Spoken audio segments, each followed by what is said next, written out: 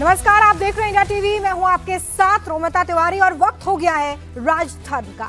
दिल्ली से लेकर बिहार तक आग ही आग है। कहीं होटल लाक्षागृह बन रहे हैं तो कहीं अस्पताल का आईसीयू ही शमशान में तब्दील हो जा रहा है। दिल्ली के होटल में आग लगने से 21 लोगों की मौत हो गई तो आज बिहार के मुजफ्फरपुर में एक प्राइवेट अस्पताल में आग लग गई जिसमें 15 मरीज जिंदा जल गए। दिल्ली में मरने वालों में सभी लोग मरीजों के रिश्तेदार थे तो अपने रिश्तेदारों का एम्स और मैक्स जैसे बड़े अस्पताल में इलाज करवाने के लिए वहां पर आए थे। मुजफ्फरपुर की बात करें तो यहाँ के प्रसाद हॉस्पिटल में 15 मरीज जिंदा जल गए हैं। इलाज करवाने के लिए यहाँ पर पहुंचे थे, आईसीयू में भर्ती थे। उन्हें उम्मीद थी कि वो ठीक होकर अपने घर लौट जाएंगे, लेकिन ये लोग लौट नहीं पाए। दिल्ली बिहार के बाद आग की लपटें हैदराबाद भी पहुंच गई हैं। अमीरपेट में भयानक आग लग गई। धीरे धीरे आग ने आसपास की इमारतों को भी अपनी चपेट में लिया। आग की लपटें इतनी ज्यादा भयानक थी कि आसमान में धुआं धुआं दिखाई दे रहा था। ऐसे में सवाल ये उठ रहा है कि आखिर बीमार सिस्टम का इलाज कब किया जाएगा? अग्निकांड के जिम्मेदारों पर कार्रवाई कब होगी? आपको 3 शहरों से रिपोर्ट दिखाएंगे, लेकिन सबसे पहले बात दिल्ली अग्निकांड की। दिल्ली अग्निकांड में 21 मौतों का जिम्मेदार आखिर कौन है? इसके लिए दिल्ली सरकार का एक्शन लगातार जारी है। पहले होटल मालिक को गिरफ्तार किया गया है और फिर एमसीडी की टीम मौके पर जाकर अब जांच भी कर रही है। अवैध निर्माण कैसे हुआ, इसकी जांच की जा रही है। अब दिल्ली सरकार के रेवेन्यू विभाग की टीम भी वहां पर पहुंची हुई है और पूरे इलाके में इस वक्त सर्वे किया जा रहा है, क्योंकि आज शाम तक अधिकारियों से डिटेल रिपोर्ट मांगी गई है और इस डिटेल रिपोर्ट में ये बताना होगा कि किस तरीके से यहाँ पर यह अवैध निर्माण हुआ, किस तरीके से अनदेखी हुई। साथ ही ये भी देखा जा रहा है कि रिहायशी इलाके में कमर्शियल एक्टिविटी आखिर कैसे चल रही थी। अगर कोई रेसिडेंशियल एरिया है तो वहां पर कमर्शियल एरिया नहीं हो सकता है, कमर्शियल अपार्टमेंट या होटल नहीं हो सकते हैं, लेकिन बावजूद इसके बेसमेंट में यहाँ पर कमर्शियल एक्टिविटी चल रही थी, जिसकी वजह से 21 लोगों की जान चली गई। तो सर ये पूरे इलाके का हो रहा है या कहाँ हो रहा है? ये पूरे इलाके का ही हो रहा है, क्योंकि जिस एरिया में आता हूँ उसकी सर्वे कर रहे हैं। आप रेवेन्यू विभाग से हैं? क्या नोट डाउन किया जा रहा है? उनकी डिटेल नोट डाउन की जा रही है कि उनके बेसमेंट में क्या कमर्शियल एक्टिविटी चल रही है, क्या है, कितना है, परमिशन है कि नहीं है, उसमें खाली से डिटेल मालिक का नाम वगैरह। और ये जो जैसे कुछ लोग होटल्स भी यहाँ पीजी टाइप के बने हुए, वो सब क्या उनकी भी डिटेल्स ली जा रही है? डिटेल ली जाएगी, जो भी यहाँ पर कमर्शियल एक्टिविटी हो रही है रेसिडेंशियल एरिया में, हाँ, उनके पास कोई परमिशन है कि नहीं है, लाइसेंस वगैरह चेक करना है। जैसे ये और देखिए, दिल्ली अग्निकांड में अब एक नया सामने नाम आया है। ये नाम फ्लोरिस स्टे होटल के मालिक लवकेश बजाज ने पुलिस की पूछताछ में बताया, क्योंकि कल उसे डिटेन किया गया था और उसके बाद से लगातार उससे पूछताछ हो रही थी। लवकेश बजाज ने यह दावा किया है कि जय मिश्रा ही उसके होटल का पूरा कामकाज संभालता था। यहां तक कि होटल के सभी लाइसेंस, जरूरी दस्तावेज भी जय मिश्रा के नाम पर ही हैं। लवकेश बजाज ने पूरा का पूरा ठीकरा जय मिश्रा के सिर पर फोड़ दिया है। अब दिल्ली की टीमें जय मिश्रा की तलाश में जुटी हुई हैं, उसे पकड़ने की कोशिश हो रही है। पूछताछ में लवकेश बजाज ने यह भी बताया है कि साल 2022 में बिल्डिंग खरीदी गई थी, जिसके बाद से यहां पर फ्लोरिस स्टे होटल बनाया गया और लगातार इसे यहीं से संचालित किया जा रहा है। उसने पुलिस को यह भी बता दिया है कि जिस वक्त होटल में ये आग लगी उस वक्त वो वहां से गुजर रहा था, लेकिन डर की वजह से होटल के पास नहीं रुका और दिन भर गाड़ी में बैठकर सड़कों पर वो घूमता रहा। अब जरा कल्पना कीजिए कि उसने कोशिश भी नहीं की कि वहां पर जाकर आग बुझाने के लिए कोई इंतजाम किए जाए। लवकेश बजाज का वहीं पर एक और भी होटल है, इस तरह की जानकारी है। जिस समय फ्लोरिस स्टे होटल में आग लगी उस समय उसका गेट बंद था और इसलिए लोग 3rd और 4th फ्लोर पर मौजूद थे। वहां पर छत पर भी वो नहीं जा पाए, क्योंकि जो लॉक था वो वहां पर लगा हुआ था रास्ते में, और ऐसे में उनके लिए छत पर जाकर अपनी जान बचाना भी संभव नहीं था। उन्हें खिड़की से कूदकर अपनी जान बचानी पड़ी। मालवीय नगर के जिस होटल में आग लगी, अब जांच में सामने आया है कि होटल के छत का कमरा बाहर से परमानेंट बंद कर दिया गया था। इस वजह से जो 2nd और 3rd फ्लोर में रह रहे गेस्ट थे वो अपनी जान बचाने के लिए छत की तरफ नहीं भाग पाए, बल्कि उन्होंने खिड़की तोड़कर 3rd फ्लोर से 4th फ्लोर से जंप करना शुरू कर दिया। इस समय हम लवकेश बजाज की दूसरी प्रॉपर्टी, दूसरे होटल जो कि फ्लोरिस स्टे से 100 मीटर की दूरी पर है, उस पे मौजूद है। और इस समय हम रूफ टॉप पे जाने की कोशिश कर रहे हैं, लेकिन ये दरवाज़ा भी बाहर से परमानेंट बंद है। यानी अगर इस होटल में हादसा होता, सेम कहानी इस होटल में दोहराई जा रही है। यहाँ पर भी जो गेस्ट रह रहे थे उनके लिए, उनकी सेफ्टी के लिए कोई इंतजाम नहीं थे। बस यहाँ कोई हादसा नहीं हुआ, लेकिन अगर कोई हादसा होता तो जो लोग यहाँ पे अपनी जान बचाने आते वो पाते कि दरवाज़ा परमानेंटली बंद कर दिया गया है। जब फॉरेस्ट स्टे में आग लगी तो उस समय वहाँ पे 40-50 गेस्ट थे। लगभग सबसे ज़्यादा जो गेस्ट थे वो 2nd और 3rd फ्लोर पे मौजूद थे, जो अपनी जान बचाने के लिए मदद की गुहार लगा रहे थे। उन्होंने अपनी जान बचाने के लिए खिड़कियाँ तोड़ी छत से, क्योंकि वो छत से नहीं कूद पा रहे थे और या फिर छत से दूसरी तरफ नहीं जा पा रहे थे, इसलिए उन्होंने 3rd और 2nd फ्लोर से नीचे छलांग लगाई, जिसमें कई लोगों को चोट भी आई, कुछ लोगों के पैर टूट गए। एक छोटी बच्ची को 3rd फ्लोर से नीचे फेंका गया। और ये क्यों हुआ? क्योंकि लवकेश बजाज का जो होटल था, जब उसमें आग लगी उसके छत का दरवाज़ा बंद था। और ये केवल एक प्रॉपर्टी का हाल नहीं है, ये एक प्रॉपर्टी की कहानी नहीं है। 18 ऐसी प्रॉपर्टी हैं जिन्हें अब चिन्हित किया गया और इंडिया टीवी के कैमरे पे हम दिखा रहे हैं कि कैसे होटल्स के जो रूफटॉप हैं उनको परमानेंटली बाहर से बंद कर दिया गया है, ताकि कोई भी अगर अनहोनी हो तो कोई बाहर ही ना जा पाए।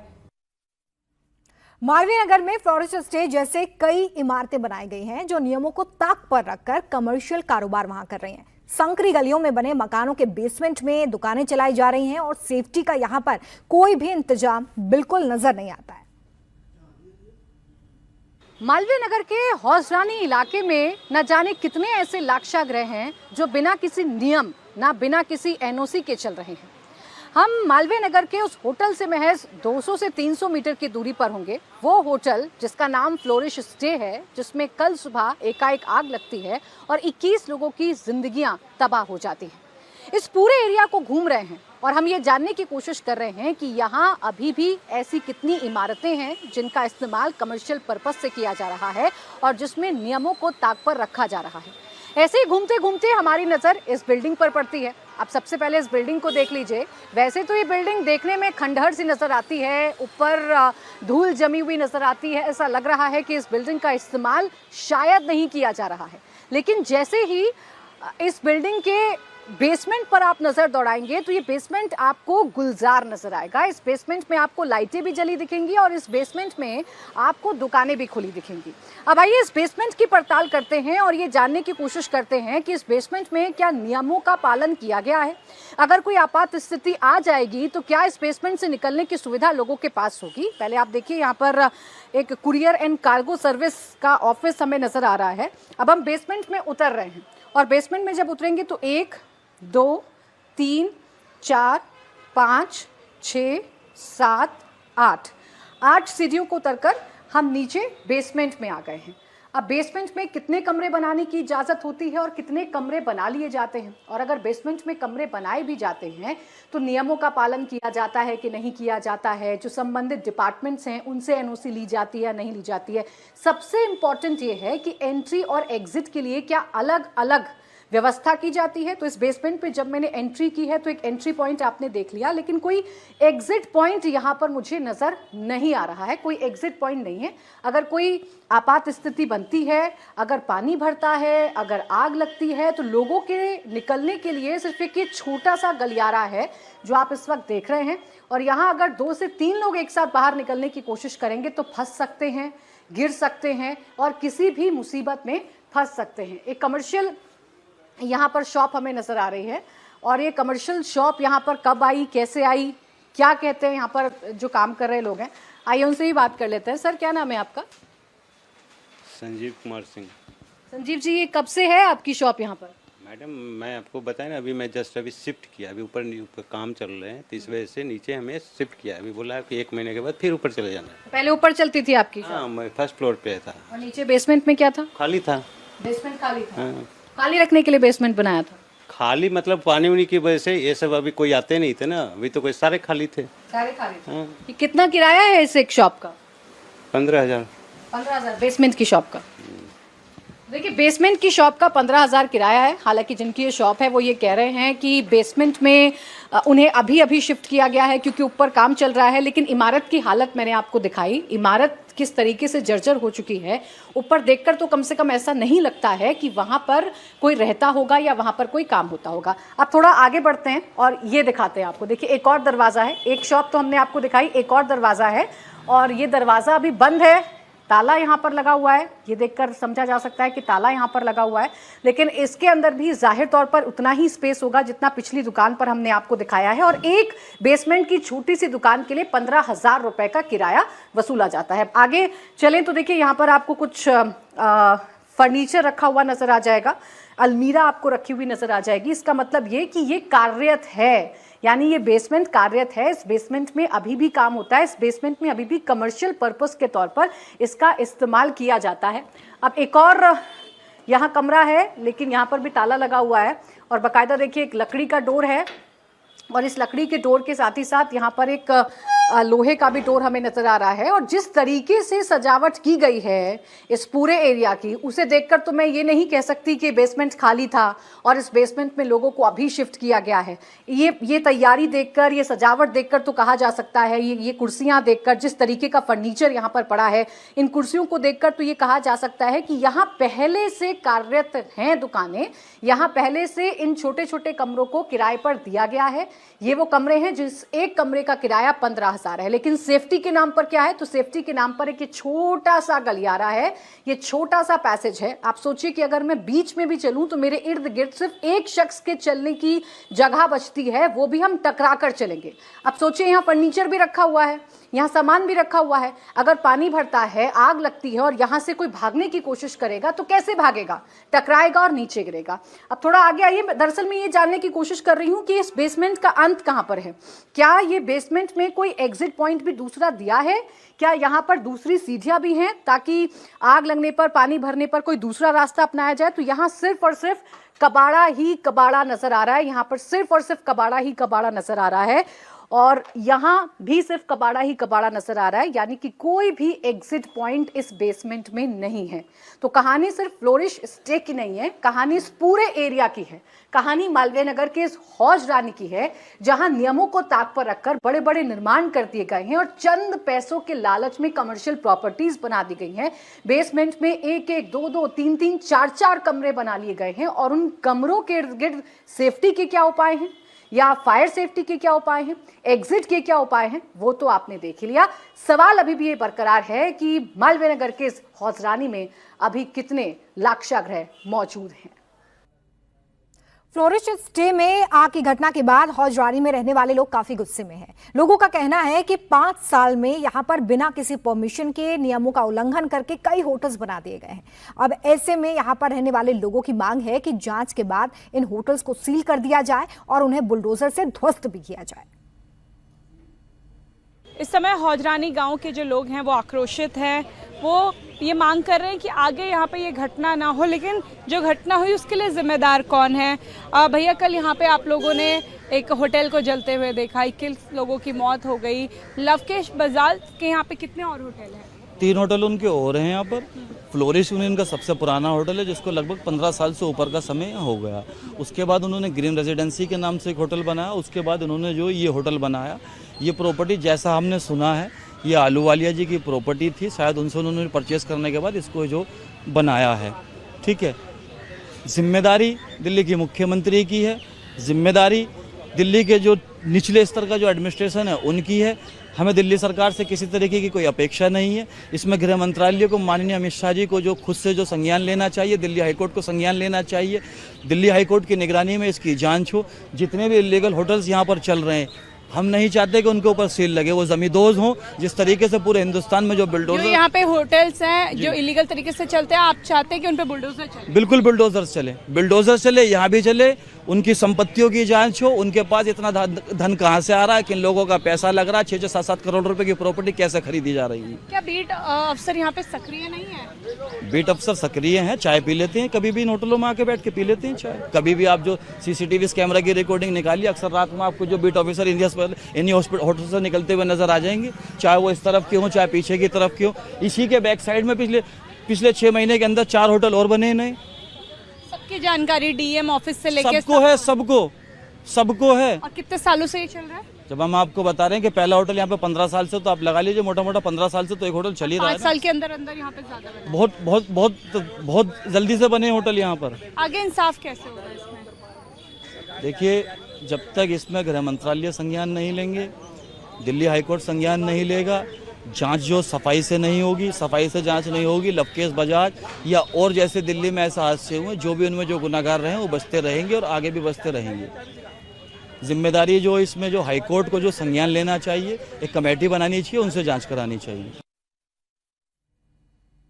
मालवीय नगर का यह होटल भ्रष्टाचार और लापरवाही का जलता सबूत है, जिस पर नजर गई 21 लोगों की मौत के बाद। मरने वालों में 12 विदेशी नागरिक हैं, जिनमें से 8 अफ्रीकी नागरिक थे और 2 लोग तुर्कमेनिस्तान के रहने वाले हैं। 9 भारतीय भी इसमें थे जिनकी मौत हो गई है, जिनमें से 8 लोग तो एक ही परिवार के थे। लेकिन सवाल उठ रहा है कि बेड एंड ब्रेकफास्ट का लाइसेंस लेकर कैसे ये होटल चलाया जा रहा था।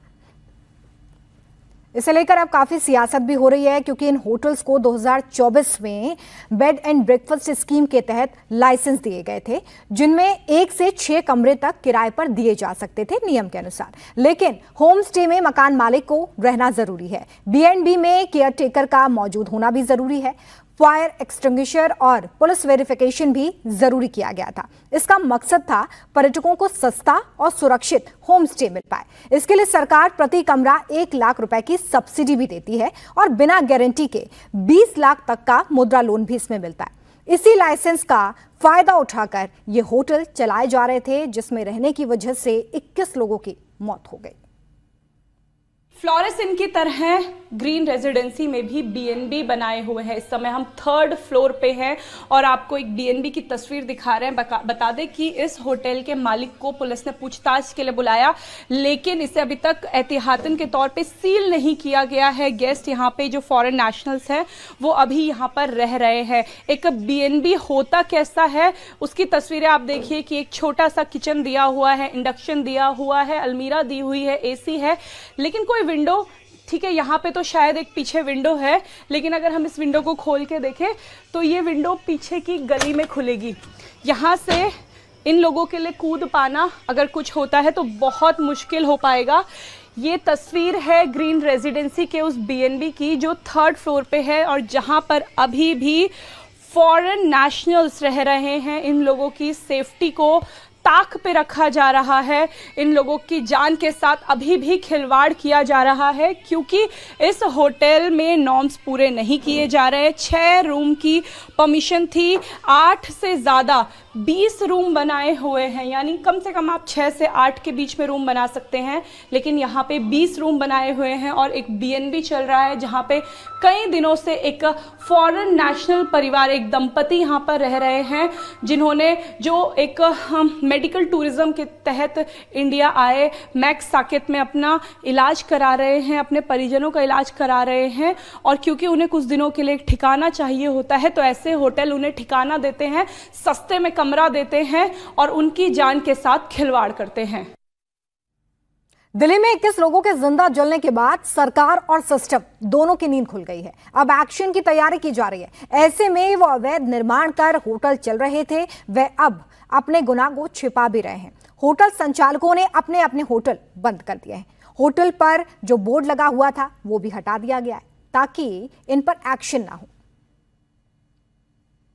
मालवीय नगर अग्निकांड के बाद अब सरकार एक्शन मोड में आ गई है और जैसे ही सरकार ने एक्शन लेने की बात कही, वैसे ही दिल्ली के मालवीय नगर इलाके में जो अवैध होटल बने हैं या जो नियमों को ताक पर होटल रखकर, नियम ताक पर रखकर होटल चलाए जा रहे हैं, वो अब होटल मालिक बंद करके जो है निकल गए हैं। आप देखें, इसी तरीके से हम दिल्ली के मालवीय नगर इलाके के एक होटल पे मौजूद हैं। दरअसल ये होटल जो है, जिस होटल में आग लगी वहां से तकरीबन 200 से 250 मीटर की दूरी पर है। तकरीबन 4 मंजिला ये होटल है और इस होटल को आप देखेंगे तो आपको देख कर अंदाजा लगेगा कि जब ये प्रॉपर्टी अगर इस होटल मालिक ने किसी से ली थी तो उस दौरान यहाँ बालकनी हुआ करती थी, क्योंकि लोहे की ये ग्रिल वगैरह लगी हुई है। आमतौर पर जब बालकनी होती है तो उस दौरान यहाँ पे लोग जो है ग्रिल लगाते हैं, लेकिन उस बालकनी को बंद करके अब यहाँ पर कमरे बना दिए गए और लगातार यहाँ पर जो है अब लोग यहाँ से जो होटल मालिक हैं वो अपने होटल को बंद करके जा रहे हैं। फिलहाल आप तस्वीरें देखें, ये जो लोहे की पूरी ग्रिल लगी हुई है, इस पर जो है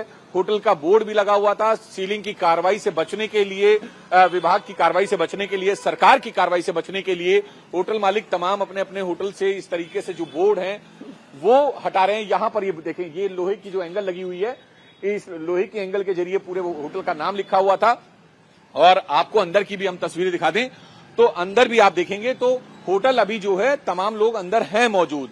लाइट जल रही है, पंखे चल रहे हैं। कुछ लोग अंदर जो हैं हमने देखे थे जब हम यहाँ पहुंचे थे, लेकिन जैसे ही उन्होंने कैमरा देखा तो वो चले गए। और दूसरी तरफ भी आपको दिखाएं तस्वीरें, तो दूसरी तरफ भी आप देखेंगे तो यहाँ पर तमाम जो मीटर की लाइट है, जो इलेक्ट्रिसिटी मीटर की लाइट्स हैं, वो पूरे इक्विपमेंट की वो लाइटें जल रही हैं। यानी कि अभी पूरा होटल चल रहा है और लोग भी अंदर मौजूद हैं। लेकिन फिलहाल अगर गेट देखें तो ये गेट जो है लॉक कर दिए गए हैं और होटल मालिक यहाँ पर मौजूद नहीं है। ये तमाम जो लोग हैं अपने होटल या अपने गेस्ट हाउस को इसलिए बंद कर रहे हैं ताकि पुलिस या जो सरकारी विभाग है, संबंधित विभाग है, उनकी कार्रवाई ना हो सके।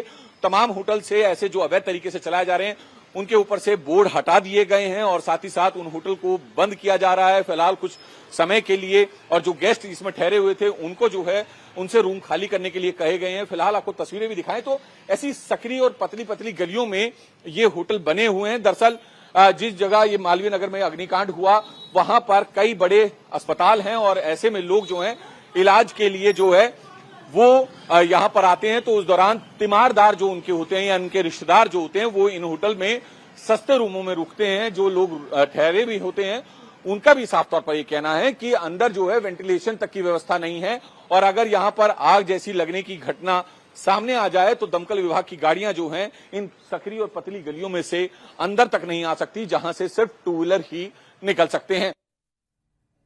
मालवीय नगर के हौजरानी इलाके में सिर्फ होटल ही नहीं, सैकड़ों की संख्या में पीजी भी चल रहे हैं और इन पीजीज में फायर सेफ्टी का कोई इंतजाम नहीं है। ऐसे में इन पीजी में रहने वाली लड़कियां अब इसे छोड़कर घर जा रही हैं। पीजी के मालिक ने उन्हें फ्लैट खाली करने के लिए भी कह दिया है। मालवीय नगर में इस समय सभी होटल वाले, पीजी वाले, बीएनबी वाले सचेत हो चुके हैं। सब ने अपने होटल, बीएनबी खाली करने शुरू कर दिए हैं। यहाँ तक कि गर्ल्स पीजी भी खाली कराए जा रहे हैं क्योंकि सबको डर है सरकार के उस हंटर का जो अब चलेगा। क्योंकि हर कोई गलती कर रहा था, हर कोई एमसीडी को चकमा देके या उनके साथ मिलके अपना बिजनेस चला रहा था, लोगों की जान को जोखिम में डाल रहा था। ये एक गर्ल्स पीजी या गर्ल्स बीएनबी कह सकते हैं। जो बच्चे दूर के शहरों से राजधानी दिल्ली में कुछ दिनों के लिए रहने आते हैं, पेपर देने आते हैं, उन्हें ये एक अच्छी खासी सुविधा देता है। एक बीएनबी है, हर फ्लोर पे आप देखिए कि एक एक कमरा बनाया हुआ है और ये इलेक्ट्रिक वाला कमरा है। फ़िलहाल यहाँ से लड़कियों को खाली करा दिया गया है। उन्हें रातों रात यह कहा गया कि आप अपना कमरा खाली कीजिए, सामान पैक करिए। और ये देखिए कि यहाँ पर ये अभी हम फर्स्ट फ्लोर पे हैं और जब हम ग्राउंड फ्लोर, हर फ्लोर पे यही कहानी है। सब लड़कियों को, जो गेस्ट यहाँ पे रह रही थी, कुछ बच्चे तैयारी कर रहे थे, कुछ बच्चे यहाँ पे नर्सिंग के लिए आए हुए थे या फिर टेम्पररी रहने की जो सुविधा है वो यहाँ पे दी जाती थी। लेकिन ये एक ही सीढ़ी है, सीढ़ी के बगल में लिफ्ट है और आप देखिए कि यहाँ पे सामान पैक है। सभी लड़कियों को खाली करने के लिए कह दिया है और अब बच्चे अपना सामान यहाँ से खाली करके अपने घरों की तरफ जा रहे हैं। क्या नाम है बेटा आपका? मेरी खुशी। खुशी, आप कहाँ जा रहे हो? आपने भी अपना सामान पैक कर लिया है? हाँ जी। क्योंकि ऊपर के कमरे तो खाली है। आपसे ओनर ने कहा या फिर आप खुद खाली कर रहे हैं? ओनर ने कहा था। क्या कहा ओनर ने? कि हम मतलब अपनी मम्मी के घर जा रहे हैं अभी। मतलब कहाँ रहते हो आप? मैं रहती हूँ वहाँ दिल्ली में ही रहते हो? हाँ जी, मेरी मम्मी दिल्ली में रहती है, मैं स्टडी के लिए यहाँ पर हूँ। अच्छा, तो ये बीएनबी लिया हुआ था या पीजी लिया हुआ था? पीजी लिया हुआ था। क्या बोला ओनर ने? क्यों खाली करवा रहे हैं? जब सब कुछ सही है तो खाली क्यों करवा रहे हैं? आई डोंट नो, बस उन्होंने कहा। तो कितनी लड़कियाँ रहती हैं यहाँ पे? मैं तो अभी न्यूली शिफ्ट हुई थी, मेरे को किसी से और भी फ्लोर में लड़कियाँ रह रही थी, लेकिन सभी फ्लोर में लड़कियाँ थी। हाँ जी। तो ये सबका सामान अब पैक है? हाँ। पैसे दिए हुए आपने इस महीने के? मेरे से कोई डील नहीं होती, मम्मी वगैरह देख लेती। मम्मी देखती हैं। आप भी जा रही हैं? ओनर ने क्या कहा है? मुझसे तो कुछ नहीं कहा, मैं इनके साथ ही रहती हूँ, मेरी बहन है ये, तो मैं इनके साथ ही जा रही हूँ। अच्छा, आप इनके साथ हाँ। कितने दिनों से आप यहाँ रह रहे थे? अभी 2-3 ही दिन हुए थे इधर रहते हुए। 2-3 दिन हुए थे। कल जब यहाँ होटल में आग लगी उसके बाद फ़ोन आया ओनर का? हाँ, तब हम यहाँ पे नहीं थे, हम गए हुए थे घर। मम्मी से मिला था, 2 दिन हो गए थे, तो हम घर चले गए थे। अगर सब कुछ सही है, सही तरीके से पीजी, सही तरीके से बीएनबी चलाए जा रहे हैं, तो गेस्ट को, स्टूडेंट्स को खाली करने के लिए क्यों कहा जा रहा है? क्योंकि हर कोई सेफ्टी नॉर्म्स को ताक में रख के 4 से 5 फ्लोर तक बना चुका है। हर फ्लोर पे एक लग्जरी रूम दे दिया है, बच्चों से किराया वसूला जाता है। लेकिन अब जब ये डर हुआ कि एक्शन होगा, तो एक्शन से बचने के लिए कमरे खाली कराए जा रहे हैं। होटल के ओनर, जो मैनेजर हैं, वो सब फरार हैं और बचने की कोशिश की जा रही है सरकार के उस हंटर से। और देखिए, आग ने केवल दिल्ली में ही कहर नहीं ढाया है, बिहार के मुजफ्फरपुर में भी अग्निकांड ने तबाही मचाई है। मुजफ्फरपुर के एक बड़े प्राइवेट अस्पताल में आग लगने से 5 मरीजों की मौत हो चुकी है। आग सुबह 3 बजे के करीब अस्पताल के आईसीयू में लगी और इसके बाद अस्पताल के दूसरे हिस्सों में यह आग फैल गई। आग इतनी भीषण थी कि दरवाजे और खिड़की के शीशे तोड़कर मरीजों को बाहर निकालना पड़ा। मरीजों के परिजन और रिश्तेदारों का कहना है कि जब यह आग लगी तो डॉक्टर और स्टाफ मरीजों की मदद करने, उन्हें आईसीयू से शिफ्ट करने की बजाय खुद अस्पताल से भाग खड़े हुए। इसके बाद फायर ब्रिगेड की टीम आई और वहां पर कोई भी स्टाफ उन्हें नहीं मिला। मरीजों के परिजनों ने अस्पताल पर कई गंभीर आरोप लगाए और उनकी तरफ से हंगामा भी किया गया है। कई घंटे बीत जाने के बाद भी अस्पताल की तरफ से कोई सफाई इस पूरे मामले पर सामने नहीं आई है। अस्पताल में अभी भी लोगों का हंगामा चल रहा है। लोगों का आरोप है कि उन्हें अपने मरीजों के बारे में कोई जानकारी नहीं मिल पा रही है, वो इस वक्त किस हालत में है, उन्हें ये पता नहीं चल पा रहा है। अपनों की मौत के बाद मुजफ्फरपुर के अस्पताल में लोगों ने जमकर हंगामा किया है। अस्पताल के अंदर तोड़फोड़ इन लोगों ने की है। इन लोगों का आरोप है कि आग लगने के कई घंटे बाद भी अस्पताल ये नहीं बता रहा है कि उनके मरीज कहां पर है, उनकी हालत इस वक्त कैसी बनी हुई है। मुजफ्फरपुर के जिस अस्पताल में आग लगी वहां मरीज काफी नाराज हो गए हैं। ये देखिए, ये महिला यहाँ पर तोड़फोड़ कर रही है। मरीज के जो परिजन हैं वो अस्पताल के अंदर यहाँ पर पहुंचे हैं और काफी गुस्से में हैं। अंदर पुलिस भी है, लेकिन लोग काफी गुस्से में हैं।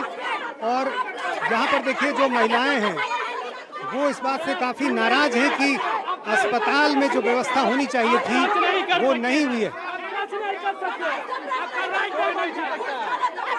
किस लिए, क्या किस बात? लोग कहते हैं कि अब जाइए, आपका बॉडी मिल गया, अब बॉडी किसी को मार दीजिए, कहिए बॉडी मिल गया, इसका जिम्मेदार कौन होगा?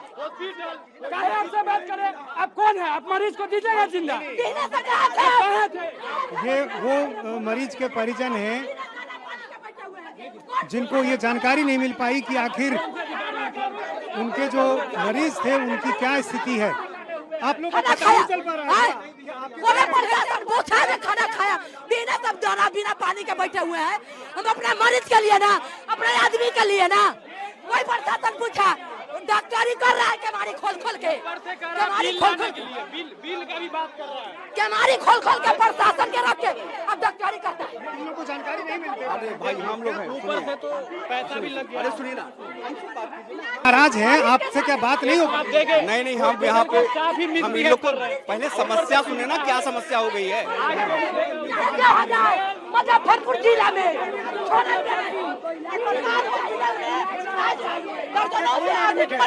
कौन आपके एडमिट है? हमारे कोई नहीं है, हम समाज सेवा में हैं, हम महिलाओं के अपने बहनों के साथ आए हैं। इनकी क्या परेशानी है? इनकी परेशानी है कि आज दर्जनों से ज्यादा लोग यहाँ मर चुके हैं। कितने लोग जो परिजन हैं जो एडमिट थे वो लापता हैं और उसके बाद उनको पैसा भी जमा करने के लिए यहाँ कहा जा रहा है। मरीज का जो है पता नहीं दिया जा रहा है कि मरीज कहाँ है और पैसा जमा कीजिए काउंटर पे। ये बताइए ना, आखिर जो मरीज मरे हैं उनके परिवार की जिम्मेदारी कौन उठाएगा? जो यहाँ पे जो जान गया है, जान का जिम्मेदारी कौन ले रहा है? जिला प्रशासन लेगा या अस्पताल प्रशासन लेगा? आपके कोई एडमिट है यहाँ पे? पता नहीं चल पा रहा। मिला है, भर्ती कराए हैं, बॉडी मिला है। अच्छा। फिर भी जब इतना बड़ा गलती हो गया और अभी फिर हॉस्पिटल चालू हो चुका है, इस पे कार्रवाई हुआ या नहीं हुआ? भाई आगे हमारे साथ ऐसा हुआ ठीक है, अगले के साथ भी तो ऐसा नहीं होना चाहिए ना। आप लोग को बताया नहीं गया कि आखिर क्या घटना हुई है? आपके परिजन कहाँ हैं ये आपको पता चल गया ना? अभी अभी अभी पता चला है। तो काफी नाराज हैं मरीज के परिजन। उनका कहना है कि बहुत मुश्किल से इनको जानकारी मिल सकी, कई लोगों को पता नहीं चल सका कि उनके मरीजन कहाँ हैं, किस हाल में हैं, और इसी बात को लेकर लोगों का गुस्सा फूट पड़ा। सबसे पहले ये जानिए कि मुजफ्फरपुर के प्रसाद हॉस्पिटल में क्या हुआ। सुबह 3 बजे के आसपास अस्पताल में आग लग गई। आग अस्पताल के आईसीयू वार्ड में लगी जो 5वीं मंजिल पर है। जिस वक्त आईसीयू में आग लगी उस वक्त वहां से 25 से ज्यादा मरीज एडमिट थे, इस तरह की जानकारी सामने आई। अस्पताल में आग लगते ही चीख पुकार मच गई, पूरा अस्पताल धुआं धुआं हो गया। आईसीयू में कई मरीज गंभीर हालत में थे। रेस्क्यू ना हो पाने की वजह से वो बेड पर ही जल गए। फायर ब्रिगेड की टीम जब तक पहुंचती तब तक काफी देर हो चुकी थी। फायर ब्रिगेड की टीम ने मरीजों को बचाने के लिए खिड़कियां और दरवाजे तोड़कर भी रेस्क्यू किया। जिस वक्त प्रसाद हॉस्पिटल के आईसीयू में आग लगी उस वक्त अस्पताल के डॉक्टर और स्टाफ मरीजों को सुरक्षित निकालने की बजाय अपनी जान बचाने के लिए भागते नजर आए। यह आरोप मरीज के परिजन लगा रहे हैं। अस्पताल पर मौत के आंकड़े छिपाने का भी आरोप लग रहा है। आज सुबह 3 बजे के करीब ये आग लगी थी, लेकिन दोपहर तक केवल 3 मरीजों के मरने की खबर सामने आई। मरीजों के परिजन कई घंटे तक भटकते रहे। उन्हें जानकारी देने वाला वहां पर कोई भी मौजूद नहीं था। मरीजों के परिजन अब अस्पताल पर अपना गुस्सा निकालते नजर आ रहे हैं। और आग एक बिस्तर पे लगी थी, वो लोग चाहते सिर्फ उस बिस्तर को अलग कर देते ना तो इतना आग नहीं फैलता। ये 3:30 पौने 4 की घटना है। एक भी अटेंडेंट था ये कोई नहीं था, सारा भाग चुका था। क्या मतलब हम लोग अटेंडी लोग जो वेटिंग में थे वो लोग जा जाके अपने मरीज को उसमें चादर में टांग के नीचे निकाल के लाए हैं। ये स्थिति थी। मेरे पिताजी के बगल वाले बिस्तर में आग लगी थी, उस मरीज को कोई नहीं बचाया। वो जैसे पेपर जलता है उस तरीके से वो जल के बेचारे मर गए। आग लगा, मरीज लगभग 25 लगभग मरीज थे आईसीयू में। उससे ज्यादा पता नहीं हुए जाने का समझे 25 से ज्यादा ही थे, कोई भी नहीं बचे, सभी के सभी डेथ कर गए ना। सारा बॉडी निकाल के पहले ही फेंक दिया गया है। 3 बजे के आसपास जो है कि हल्ला हुआ है कि आग लगा है, आग लगा है, आग लगा है। तो हम दौड़ते हुए जो है ऊपर गए आईसीयू में, तो पूरा धुआं धुआं, सब स्टाफ लोग भाग रहा है, सब स्टाफ भाग रहा है, कोई पेशेंट लेके नहीं निकल रहा है। अब लाश खोजने के बाद लाश कहीं नहीं है, ना पता कर दिया, नहीं पता चला है, नहीं पता चला। मुजफ्फरपुर के अस्पताल में आग के बाद कई लापरवाहियां सामने आई हैं। डॉक्टर और स्टाफ पर अस्पताल से भागने का आरोप है। तो जब आग लगी अस्पताल में ना तो कोई फायर सिस्टम काम कर रहा था और ना ही वाटर स्प्रिंकल काम कर पाए। आखिर अस्पताल से मरीजों को कैसे रेस्क्यू किया गया, बता रहे हैं हमारे संवाददाता नीतीश चंद्र। मुजफ्फरपुर के प्रसाद हॉस्पिटल के इसी आईसीयू में आग लगी। काफ़ी संख्या में मरीज अंदर थे, करीब 20 की संख्या में आईसीयू में मरीज थे। और जब आग लगी उसके बाद धुआं तेजी से बढ़ गया। मरीज के जो परिजन थे वो नीचे के तल्ले में थे और ऐसे में उनको जानकारी देर से मिली। ये तमाम चीज़ें जो आप देख रहे हैं यहाँ पर, जो जलने के बाद जो नुकसान हुआ, और अंदर चूँकि इसे सील कर दिया गया है लेकिन तमाम जो इक्विपमेंट्स थे वो पूरी तरह से जल गए। अंदर जो मरीज़ थे उनमें से कई चलने में सक्षम नहीं थे, उनके लिए कोई विकल्प नहीं था। और ऐसे में 5 जो मरीज़ थे उनकी मौत हो गई है। ये नीचे के हिस्से जो सीढ़ी जा रही है, यहाँ भी देखिए फायर फाइटिंग की तमाम चीज़ें ज़रूर लिखी हुई हैं, अग्निशामक यंत्र, लेकिन ये काम नहीं कर रहा था सिस्टम। ये खिड़की यहाँ पर तोड़ी गई। दूसरी तरफ यहाँ भी हम आपको दिखाएं, चूँकि धुआं तेज़ी से बढ़ रहा था तो ये तोड़ा गया। और आईसीयू की एक खिड़की का शीशा आप देखिए किस तरह से तोड़ा गया है, क्योंकि धुआं बहुत तेज़ी से भर गया था। और जब मरीज़ के परिजनों को जानकारी मिली वो खुद पहुँचे, क्योंकि ये भी कहा कई परिजनों ने कि अस्पताल के जो कर्मचारी थे उन्होंने जो मदद करनी चाहिए थी वो नहीं की, और इस वजह से खुद उन्होंने शीशा तोड़ा। जब यहाँ पर फायर ब्रिगेड की टीम आई तो उन्होंने शीशा तोड़ा और दरवाजे को तोड़ा ताकि धुआं कुछ कम हो सके, लेकिन उस धुएं की वजह से दम घुटने से कई लोगों की जो मौत हो गई। और फिर जो परिजन यहाँ पहुँचे तेज़ी से इसी रास्ते से नीचे की तरफ गए, क्योंकि यहाँ से ले जाने के लिए परिजनों के पास कोई दूसरा विकल्प नहीं था, कोई उनके साथ नहीं था। और इसलिए कई मरीजों ने खुद चादर में अपने मरीज को किसी तरह से लेकर यहाँ से निकलने की कोशिश की है। और ये पूरे अस्पताल की तस्वीर में आपको दिखा रहे हैं। आईसीयू सबसे ऊपरी तल्ले पर है, 5वें तल्ले पर, और यहाँ नीचे के हिस्से में भी आप देखेंगे जो फायर सिस्टम है उसको हम दिखा रहे हैं। तमाम चीज़ें ज़रूर लगी हुई हैं लेकिन इन सबों का इस्तेमाल ही नहीं हुआ। ये देखिए, ये जो पाइप आपको दिख रहा है इसका इस्तेमाल भी नहीं हुआ। एक परिजन ने ये बताया कि कोशिश की गई थी लेकिन पानी आया ही नहीं, और इसलिए आप देखिए कि इसे कनेक्ट नहीं किया जा सका।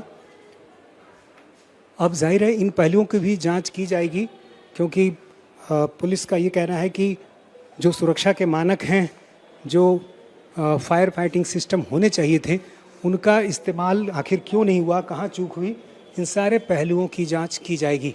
और ये अस्पताल के अंदर की तस्वीर दिखा रहे हैं आपको। ये एक मुजफ्फरपुर का बड़ा अस्पताल है, लेकिन जिस तरह से ये घटना हुई है उसके बाद इसको लेकर कई सवाल भी खड़े हो रहे हैं कि आखिर ये घटना कैसे हुई, उस समय अस्पताल के स्टाफ ने क्या भूमिका निभाई और चूक हुई तो कहाँ हुई। आप लोग इसी हॉस्पिटल में, आपके लोग एडमिट हैं, तो आपको जानकारी मिली होगी जो घटना हुई। मैं घर पे था, मेरे भैया यहाँ पे एडमिट थे, भैया यहाँ पे थे, उन्होंने बताया, मैं आया यहाँ पे, कंडीशन देखा, कंडीशन पैथेटिक था। फिर हम लोग अब पेशेंट को यहाँ से ले जाएंगे, पटना लेके जा रहे हैं। अच्छा, उस समय आपके मरीज किस कमरे में थे जब ये आग लगी? नहीं, मरीज इसी कमरे में थे, नीचे वाले में, और इसके जस्ट ऊपर आईसीयू में नहीं थे। तो आपको बाहर निकालने में सफल हो पाए उस समय?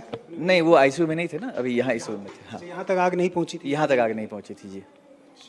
तो अब क्या जानकारी मिल पाई आपको कि कैसे ये घटना हुई, क्या वजह रही? शॉर्ट सर्किट के कारण हुई है। आपके परिजन यहीं हैं? अच्छा, किस वार्ड में? यही इसी रूम में थे। आग लगने की जानकारी मिली, उस समय आप लोग कहाँ थे? उस समय मैं तो घर पे थी, भैया थे यहाँ, तो उन्होंने हमें बताया कि इस तरह का घटना हुआ है। फिर मतलब यहाँ तक आग पहुँची नहीं थी तो उतनी घबराने वाली बात नहीं थी हमारे लिए, लेकिन ऊपर में तो नुकसान हुआ है। फिर भी जो मरीज इस फ्लोर पर होंगे वो भी यहाँ से भागने की कोशिश जरूर कर रहे हैं। सब लोग पैनिक मोड में थे, और लेकिन हमारे पेशेंट को हम रूम में ही रखे हुए थे, ले नहीं जा पाए थे। अच्छा जी। तो कई जो परिजन हैं वो ये बता रहे हैं कि क्या उस समय के हालात थे। जाहिर है अब तमाम पहलुओं की जांच की जाएगी और ये देखा जाएगा कि आखिर कहाँ चूक हुई, कैसे चूक हुई। दिल्ली, मुजफ्फरपुर और हैदराबाद अग्निकांड के बाद यूपी इस वक्त एक्शन मोड में आ गया है। यूपी के मुख्यमंत्री एक्शन मोड में दिखाई दे रहे हैं। उन्होंने अधिकारियों को ऊंची इमारत, होटल, दफ्तर, कमर्शियल बिल्डिंग्स के फायर सेफ्टी के इंस्पेक्शन का आदेश दे दिया है, जिसके बाद अधिकारियों ने जांच भी शुरू कर दी है। होटल्स के फायर एनओसी की भी जांच की जा रही है कि उनके पास ये एनओसी मौजूद है या नहीं। ये सुनिश्चित किया जा रहा है कि अगर कोई हादसा होता है तो फिर उससे कैसे निपटा जा सकता है। इस समय ग्राउंड जीरो पर एक्टिव है और आप देख सकते हैं कि सुजीत पांडे जो कि डीजी फायर हैं उत्तर प्रदेश के, वो फिलहाल अपने फायर विभाग के तमाम अधिकारियों के साथ फिलहाल इस समय पहुंचे हुए हैं कई सारे होटल्स में, और एंट्री कैसी है, एग्जिट कैसी है, इन सारी चीजों को देखने के लिए, इंश्योर करने के लिए सुजीत पांडे सीएफओ लखनऊ और तमाम अधिकारियों के साथ फिलहाल जा रहे हैं। एंट्री कैसी है, एग्जिट कैसी है, ये सारी चीजें देख रहे हैं। सीएफओ लखनऊ सुजीत पांडे जो कि डीजी फायर उनको ब्रीफ कर रहे हैं कि अगर कोई भी आपात स्थिति आती है तो इन्हीं रास्तों से लोगों को निकाला जा सकता है, लेके ऊपर जाया जा सकता है, और सारी चीजों को वेरीफाई कर रहे हैं सुजीत पांडे, क्योंकि वो चाहते हैं कि अगर कोई भी फायर को लेकर के कोई भी इस तरीके की एक्सरसाइज की जाती है तो उसका सीधा फायदा आम लोगों को मिलना चाहिए, उन लोगों को मिलना चाहिए जो दरअसल ऐसे होटल्स में आते हैं और ऐसे सभी होटल्स में पहुंच रहे हैं डीजी फायर, ताकि न सिर्फ चीजों को इंश्योर किया जा सके बल्कि लोगों की जो सेफ्टी है, सिक्योरिटी है, उसको भी देखा जा सके। और इसी को लेकर के फिलहाल अब देखिए कि जो फायर विभाग के लोग हैं, फायर ब्रिगेड के जो लोग हैं, वो फिलहाल यहाँ पर पहुंचे हुए हैं, हाई राइज बिल्डिंग से पहुंचे हुए हैं। और मुख्यमंत्री योगी आदित्यनाथ के आदेश के बाद फिलहाल उत्तर प्रदेश के जितने भी महकमे हैं, चाहे वो फायर विभाग का हो, पुलिस का हो या फिर एडमिनिस्ट्रेशन का हो, सभी विभाग के लोग एक दूसरे के साथ समन्वय स्थापित करके इस तरीके की मॉक ड्रिल्स और रियलिटी चेक कर रहे हैं लखनऊ के अलग अलग होटल्स में, और इसका नेतृत्व कर रहे हैं यूपी फायर के डीजी सुजीत पांडे। मुख्यमंत्री योगी आदित्यनाथ के आदेश पर अधिकारी फील्ड पर उतरे नजर आ रहे हैं। होटल के फायर सेफ्टी का गहन परीक्षण हो रहा है। लखनऊ के चारबाग इलाके में संकरी गलियों में कई होटल्स बने हुए हैं और ऐसे में सवाल उठता है कि वहां पर आग से बचने के लिए क्या उपाय हैं। इसका रियलिटी चेक किया है इंडिया टीवी की टीम ने। लखनऊ के चारबाग से विशाल कुमार सिंह की रिपोर्ट आप देखिए। होटल के लिहाज से लखनऊ के सबसे व्यस्ततम इलाकों में आता है नाका और चारबाग। हम इस समय नाका और चारबाग इलाके में मौजूद हैं और आप मेरे ठीक बगल में आप देख सकते हैं कि बहुत सारी दुकानें हैं, गली है और इस गली के बगल में काफ़ी सारे होटल्स का भी यहाँ पर व्यवस्था की गई है। होटल्स की जो कंडीशन है उन कंडीशंस को आप देखिए, गलियों को देखिए, अगर कोई भी आपात स्थिति आती है तो किस तरीके से इन होटल्स के जो लोग हैं वो उससे निपट पाएंगे या नहीं निपट पाएंगे। आप देखिए कि फिलहाल यहाँ पर ज़बरदस्त तरीके से जो काम है काम भी किया जा रहा है। इसके अलावा आप जो अगल बगल होटल्स हैं वो एक दूसरे से पूरी तरीके से सटे हुए हैं, एक दूसरे के साथ पूरी तरीके से मिले हुए हैं। जो एग्जिट है, जो एंट्री है वो भी लगभग एक ही तरीके से है। और जिस गली में हम मौजूद हैं यहाँ पर भी देखिए एक होटल है, होटल की बात यहाँ पर की गई है। प्रबंधन की तरफ से यहाँ पर बाकायदा जो सेफ्टी इंतजाम है उनको भी किया गया है। हालांकि जो एंट्री है यहाँ पर, एंट्री और एग्जिट, वो थोड़ी सी संकरी जरूर है। अगर इससे आप ऊपर जाने की कोशिश करें तो निश्चित तौर पर आपको दिक्कतों का भी सामना करना पड़ सकता है और थोड़ी सी स्पेस जो है वो यहाँ पर कम है। लेकिन जो होटल प्रबंधन के लोग हैं उनका कहना है कि चूंकि उनके पास स्पेस कम है इसीलिए जो भी मौजूदा स्पेस है इसी मौजूदा स्पेस में वो अपने कामों को कर सकते हैं। लेकिन अच्छी बात यह है कि कम से कम बाहर जो फायर विभाग की तरफ से देखिए जो ये लगाया जाता है पूरा यहाँ हाइड्रेंट्स की तरफ से, वो पूरी तरीके से यहाँ पर मौजूद हैं। और अगर इसके अलावा आप बात कीजिए इस गली में, अगर आप अंदर जाएंगे तो गली में भी आपको होटल आनंद नजर आ जाएगा और भी दूसरे होटल्स आपको यहाँ पर नजर आ जाएंगे। होटल हर्ष आपको यहाँ पर नजर आ जाएगा। लाइट नहीं आ रही क्या भाई साहब? क्या समस्या आ रही, लाइट नहीं आ रही है? तो जब से दिल्ली में अग्निकांड हुआ है उसके बाद से कोई फायर विभाग की टीम आप लोग के पास आई कोई जानकारी लेने के लिए? सब जानकारी होती रहती है, वो लोग देखते रहते हैं, आते रहते हैं अपना, और हम लोग को सूचित भी कर देते हैं ऐसा ऐसा कराइए, तो हम लोग उस पर अमलता भी करते हैं। एंट्री एग्जिट कोशिश करते हैं कि अलग अलग हो ताकि अगर कभी मान लीजिए ऐसा हो ही जाए हादसा आता है, मगर वो तो अब करते हैं, वो तो बोलते ही हैं, मगर जो चीज पॉसिबल नहीं, जब रास्ता स्पेस कम है। जी भाई साहब, भाई तो स्पेस कम है, देखिए मजबूरी होती है लोगों की, इसमें कोई दुराई नहीं। लेकिन जो एंट्री और एग्जिट है वो एक ही जहां पर है। हालांकि लाइट नहीं आ रही, लेकिन देखिए फायर के लिए यहाँ पर एक लगाया गया है जो फायर स्ट्रिंगर है। उसके अलावा बाहर भी देखिए इंतजाम किए गए हैं। अच्छा, पूरा सिस्टम आप ही लोगों ने बनवा रखा है? ये पूरा बनवा रखा है और पूरा टंकी 5 ऊपर लगी हुई है, पूरी पाइप हमारा यहाँ तक पूरा लेंथ आती है, पूरा बिल्कुल। जरूरत पड़ जाए आप लोगों को तो सतर्क रहते हैं, हर 24 घंटे हम लोग अवेलेबल हैं यहाँ पे। जी, 24 घंटे सतर्क हैं, 24 घंटे अवेलेबल है। लेकिन रास्ता संकरा थोड़ा सा जरूर है। देखिए एक होटल और यहाँ पर बना हुआ है, इस होटल का भी नाम लिखा हुआ है। और इसके अलावा अगर आप यहाँ से भी जाने की कोशिश करेंगे तो जो रास्ता है वो पूरी तरीके से संकरा है, यानी कि एंट्री और जो एग्जिट है वो भी पूरी तरीके से यहाँ पर एक है। लेकिन जो लोग हैं उनका कहना है कि भाई स्पेस उनके पास कम है, तो निश्चित तौर पर जो स्पेस कम होगा उसके हिसाब से ही लोग अपना काम करेंगे। फायर विभाग के जो लोग हैं वो भी यहाँ पर आते रहते हैं और इसके अलावा यहाँ पर काम करते हैं। होटल हर्ष के देखिए हम इसमें रिसेप्शन में मौजूद हैं। क्या हिसाब से किराया आप लोग लेते हैं भैया? नॉर्मली किराया सर 300-400। जो लोग आते हैं रुकने के लिए, बैठने के लिए, उनके लिए इंतजाम किया जाता है। जी जी। एंट्री एग्जिट आपके पास भी एक ही है? जी एक ही। ये जो जीना है इसी से लोग ऊपर जाते हैं और इसी से बाहर आते हैं। अगर मान लीजिए कभी आग लग जाए खुदा ना खास्ता, तो कम से कम क्या इंतजाम है आप लोग के पास? अभी हम लोगों का ऊपर होटल है, अगल बगल का तो कुछ एग्जिट फिलहाल से कोई संभावना नहीं, जगह के अभाव में ऐसा है कि कोई ऐसी संभावना नहीं। उसके लिए तो फायर वगैरह है अपने पास, सब कुछ है। देखिए फायर की जो स्ट्रिंगर्स होते हैं वो फिलहाल यहाँ पर लगाए गए हैं। लोगों का कहना है कि चूंकि उनके पास भाई स्पेस कम है तो कुल मिलाकर के उनके पास यही एंट्री है, यही एग्जिट है। और पूरा ये जो पूरा इलाका है नाका और चारबाग का, ये काफी ज्यादा संकरा इलाका है, गलियों का इलाका है। लेकिन चारबाग रेलवे स्टेशन पर ट्रेनें भी आती हैं, बसेस भी चलती हैं और कुल मिलाकर के जो यहाँ पर इंतजाम होते हैं उसको देखते हुए लखनऊ में हजारों की संख्या में लोग यहाँ पर आते हैं, रहने के लिए आते हैं और इसके अलावा अपने काम धाम निपटाने के लिए भी आते हैं। देखिए पेठा और जो लखनऊ की फेमस रबड़ी है उसको बनाने का काम किया जा रहा है। और ये देखिए वेलकम टू नमस्कार, ये भी होटल ही है, ऐसा देख के तो बाहर से प्रतीत हो रहा है। लेकिन अगर हम यहाँ पर आएंगे तो कोई, जी भाई साहब रूम वगैरह मिल जाएगा यहाँ पे? रूम वगैरह मिल जाएगा? मिल जाएगा रूम। क्या है समय रेट वगैरह? जितना रेट हो सर पता है। अच्छा, आप यहीं के हैं, कहाँ के हैं? हम बाहर के हैं। बाहर से हैं। तो फिलहाल एंट्री और एग्जिट देखिए यहाँ पे भी इसी तरीके से है और फायर विभाग की एक यहाँ पे फायर स्ट्रिंगर टांगी गई है, काम करती है नहीं करती है ईश्वर ही मालिक है। लेकिन फिलहाल जो स्थितियां हैं वो यही है कि दिल्ली अग्निकांड के बाद अगर लखनऊ के भी इलाकों की बात कर लिया जाए, नाके की बात कर लिया जाए, चारबाग की बात कर लिया जाए, तो इन्हीं संकरी गलियों में फिलहाल बहुत सारे होटल हैं, लॉज हैं और इन्हीं सारी होटल और लॉज की संकरी गलियों में लोग आते हैं, रहने को मजबूर होते हैं। लोगों का कहना है कि उनके पास स्पेस कम है। इस बात को बोल करके फिलहाल अपनी जिम्मेदारियों से बचा नहीं जा सकता है। लेकिन इन संकरी गलियों में अगर देखा जाए तो अगर कोई भी ऐसी आपात स्थिति आती है तो यहाँ आपात स्थिति बहुत ज़्यादा खराब भी हो सकती है और लोगों का जो जीवन है वो भी जोखिम में डाला जा सकता है। और ऐसे में प्रशासन के लिए, पुलिस के लिए, फायर विभाग के लिए सबसे बड़ी चुनौती है ऐसी जगहों पर न सिर्फ इंतजामों को सुनिश्चित करना बल्कि लोगों की सुरक्षा रहे इस बात को भी इंश्योर करना। दिल्ली से लेकर बिहार में अग्निकांड की खबरों के बाद अब बात करते हैं जम्मू कश्मीर में नशे के खिलाफ पुलिस की बड़ी कार्रवाई की। इस वक्त की बड़ी खबर श्रीनगर से सामने आ रही है, जहां पर कुख्यात ड्रग तस्कर शेख तसादुक पर प्रशासन ने बड़ा एक्शन लिया है। उसके 2 करोड़ के मकान पर प्रशासन का बुलडोजर चला है। तसादुक और उसके भाई शेख मरूफा के खिलाफ बडगाम और पुलवामा में कई मामले दर्ज हैं। सरकारी जमीन पर कब्जा करके 3 मंजिला मकान का निर्माण करवाया जा रहा था। इन दिनों जम्मू कश्मीर पुलिस नशा मुक्ति अभियान चला रही है और इसी के तहत ड्रग तस्कर के खिलाफ ये बुलडोजर कार्रवाई की गई है। ये दोनों भाई ड्रग तस्करी की काली कमाई से इस मकान का निर्माण करवा रहे थे। नोटिस देने के बाद उनका ये पूरा साम्राज्य ढा दिया गया है।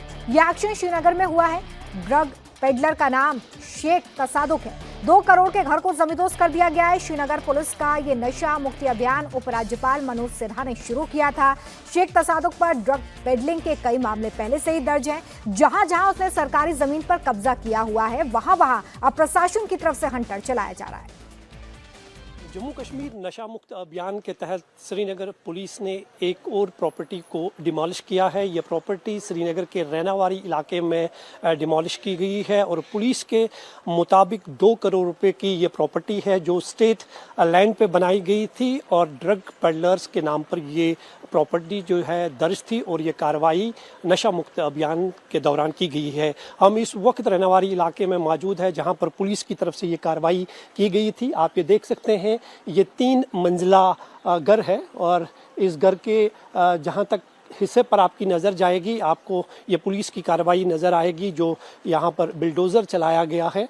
आप ये देख सकते हैं ये बिल्कुल कंक्रीट पूरा नया स्ट्रक्चर यहाँ पे बनाया गया था और पुलिस के मुताबिक ये लैंड जो है ये स्टेट लैंड पे ये प्रॉपर्टी जो है बनाई गई थी। तो पूरी तरह से जो है ये डिमोलिश किया गया है। इसके हर हिस्से पर जहाँ तक आपकी नज़र जाएगी आपको या तो टूटी हुई दीवारें दिखेंगी, एक मलबे के ढेर में ये यहाँ पर आपको नज़र आएगा कि किस तरह से ये स्ट्रक्चर जो है पूरी तरह से डिमोलिश किया गया है। दरअसल जम्मू कश्मीर नशा मुक्त अभियान की शुरुआत जो है जम्मू कश्मीर के उपराज्यपाल मनोज सिन्हा ने शुरू की थी। 100 डेज़ की ये ड्राइव थी। 500 से अधिक प्रॉपर्टीज़ अभी तक अटैच और डिमोलिश की गई है पूरे जम्मू कश्मीर में।